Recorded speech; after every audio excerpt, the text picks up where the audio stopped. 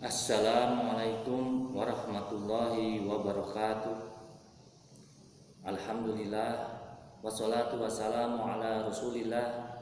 Ashhadu an la ilaha illallah wahdahu la syarikalah wa ashhadu anna Muhammadan abduhu wa rasuluh, amma ba'd. Pertama-tama marilah kita panjatkan puji dan syukur kita kehadirat Allah Subhanahu wa taala, yang mana pada kesempatan ini kita masih diberi kenikmatan yang luar biasa, yaitu nikmat iman dan Islam.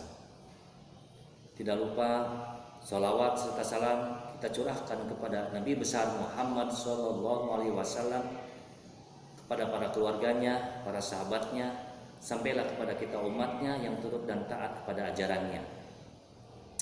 Baiklah anak-anakku sekalian, pada kultum kali ini Bapak akan membahas tentang pahala yang tidak terputus walaupun sudah wafat.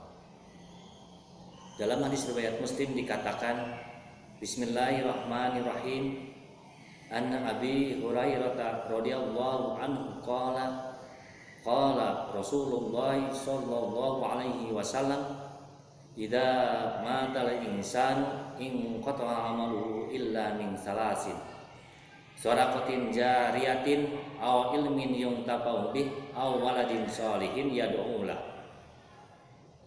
Hadis Nabi ini mengajarkan kepada kita bahwa ketika manusia wafat, maka terputuslah semua amalnya, kecuali kata Nabi ada 3 perkara.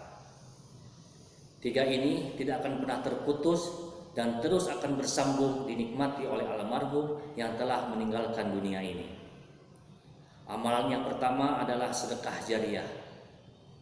Sedekah jariah mempunyai arti memberikan atau menyumbangkan harta kepada orang lain dan bisa digunakan untuk kepentingan umum secara terus-menerus dan dengan niat yang tulus dan ikhlas.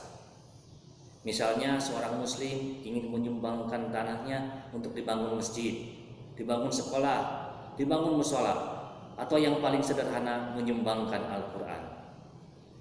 Sedekah itu tidak sulit dan tidak akan terasa berat jika dilakukan dengan penuh keikhlasan. Ingat, pahala orang yang bersedekah diibaratkan seperti air yang mengalir. Seorang muslim yang bersedekah akan mendapatkan pahala selama apa yang dia sedekahkan digunakan untuk hal yang bermanfaat. Amalan yang kedua yaitu ilmu yang bermanfaat. Yang dimaksud ilmu yang bermanfaat adalah ilmu itu diamalkan dan diajarkan kepada orang lain. Seseorang yang mengajarkan ilmu kepada orang lain kemudian diamalkan lagi kepada orang lain, maka ia mendapat pahala seperti pahala orang yang mengamalkannya sekalipun dia telah meninggal dunia. Lalu timbul pertanyaan, apa ciri-ciri ilmu yang bermanfaat? Menurut Imam Al-Ghazali dalam kitabnya Bidayatul Hidayah menjelaskan secara rinci ciri-ciri ilmu yang bermanfaat. Di antaranya yang pertama, ilmu yang bermanfaat adalah menambah rasa takutmu kepada Allah.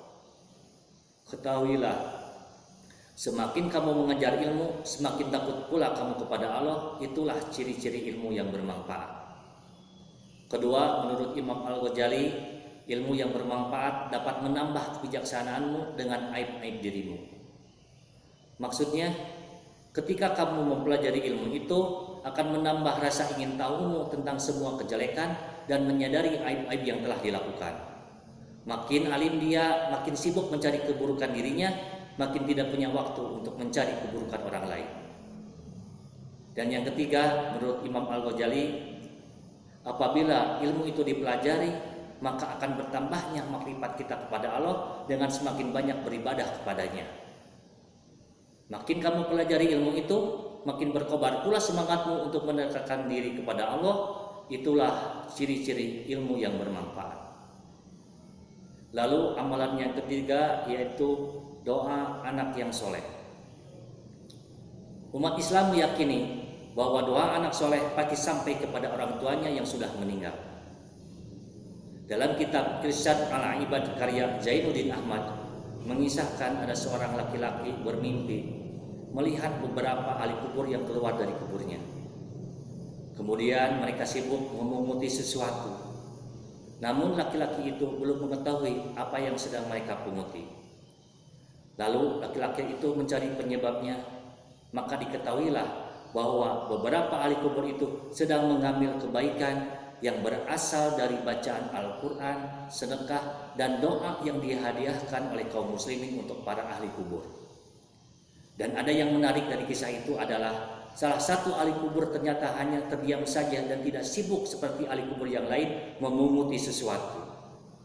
Penyebabnya adalah dia telah dihadiahi oleh anaknya yang masih hidup dengan bacaan Al-Quran dan doa setiap hari, sehingga ahli kubur itu merasa cukup. Dari kisah tadi dapat ditarik beberapa pelajaran. Yang pertama, kebaikan yang dihadiahkan kaum muslimin kepada ahli kubur, baik berupa bacaan Al-Quran atau doa, terbukti sampai kepada mereka. Yang kedua, demikian pula kebaikan yang dihadiahkan seorang anak kepada orang tuanya yang sudah meninggal, terbukti juga sampai kepada mereka. Dan yang ketiga, hadiah kebaikan dari seorang anak, kerabat, atau siapa saja kepada orang yang telah meninggal cukup meringankan kesulitan orang yang telah meninggal tersebut.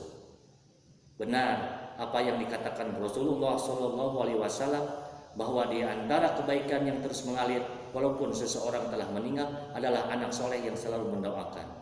Wallahu alam. Wassalamualaikum warahmatullahi wabarakatuh.